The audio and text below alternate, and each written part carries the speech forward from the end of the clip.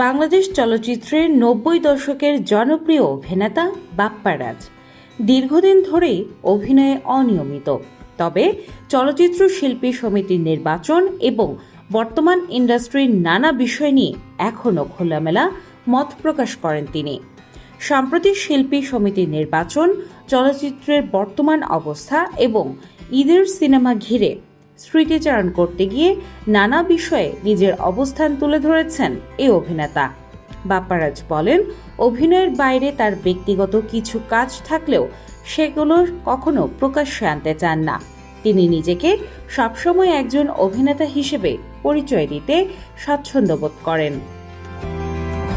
বর্তমানে খুব বেশি সিনেমায় কাজ না করার কারণ ব্যাখ্যা করে তিনি জানান, বয়স ও ব্যক্তিত্বের সঙ্গে মানানসই শক্ত গল্প এবং চরিত্র না পেলে শুধু কাজ করার জন্য অভিনয় করতে চান না।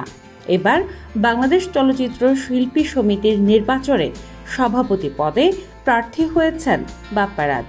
তবে তিনি জানান, নির্বাচন করার ব্যাপারে শুরুতে খুব বেশি আগ্রহ ছিল না। সহকর্মী মুক্তি ও আরমানের অনুরোধ এবং চাপের কারণেই তিনি শেষ পর্যন্ত নির্বাচনে অংশ নিতে রাজি হন। এর আগেও একটি প্যানেলে নির্বাচন করলেও তখন কাউকে ভোট চাইতে যাননি। কিন্তু এবার সভাপতি পদে দাঁড়ানোর কারণে শিল্পীদের কাছে সরাসরি যেতে হচ্ছে এবং ভোট চাইতেও হচ্ছে বলে জানান তিনি বলেন, শিল্পী সমিতির অতীতের কিছু ঘটনার কারণে সংগঠনটির ভাবমূর্তি ক্ষতিগ্রস্ত হয়েছে। আগে শিল্পী সমিতির যে সম্মান ও গ্রহণযোগ্যতা ছিল, এখন সেটি অনেকটাই কমে গেছে। এই কারণেই ভালো ইমেজের অনেক শিল্পী নির্বাচনে অংশ নিতে আগ্রহ দেখান না বলেও মন্তব্য করেন তিনি। নির্বাচনকে ঘিরে কাদা ছোড়াছুড়ি ও ব্যক্তিগত আক্রমণের সংস্কৃতি থেকে দূরে থাকার কথাও জানিয়েছেন বাপ্পা রাজ। তার ভাষ্য, নির্বাচন একটি সাংগঠনিক প্রক্রিয়া মাত্র। তাই ভোটের প্রতিযোগিতা থাকলেও সহকর্মীদের সম্মানহানি বা অপমানজনক বক্তব্য দেওয়া উচিত নয়। সবাই মিলে একটি সুস্থ পরিবেশ বজায় রাখার চেষ্টা করছেন বলেও জানান তিনি। বর্তমান শিল্পী সমিতির কার্যক্রম নিয়েও প্রশ্ন তুলেছেন এই অভিনেতা। তিনি মনে করেন, আগে শিল্পী সমিতির মূল কাজ ছিল শিল্পীদের স্বার্থ রক্ষা করা, কিন্তু এখন সেই জায়গাটি দুর্বল হয়ে গেছে। শিল্পীদের কাজ কমে যাওয়ার সঙ্গে সঙ্গে সংগঠনের কার্যকর ভূমিকাও আগের তুলনায় কমে এসেছে বলে মন্তব্য করেন তিনি। রাজনীতি প্রসঙ্গেও নিজের অবস্থান পরিষ্কার করেছেন বাপ্পা রাজ। তিনি জানান, তার বাবা সবসময় পরামর্শ দিতেন যেন পেশাগত জীবনে কখনো সরাসরি রাজনীতির সঙ্গে যুক্ত না হন, কারণ একজন শিল্পী সবার কোনো নির্দিষ্ট দলের নয়। একজন শিল্পীর রাজনৈতিক পরিচয় বিভক্ত হয়ে গেলে দর্শকদের আবেগ ও ভালোবাসা কমে যায় বলেও মন্তব্য করেন তিনি।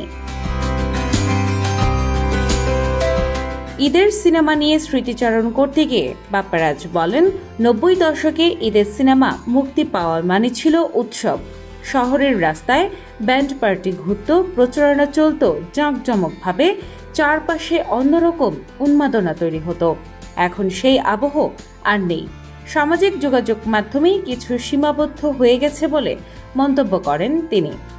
ফেসবুকের বর্তমান পরিবেশ নিয়েও ক্ষোভ প্রকাশ করেন বাপ্পা রাজ। তিনি বলেন, এখন অনেকেই অযথা গালাগালি ও ব্যক্তিগত আক্রমণে জড়িয়ে পড়েন। অনেক ভুয়া বা লক করা আইডি থেকে মানুষকে অপমান করা হয়, যা খুবই দুঃখজনক।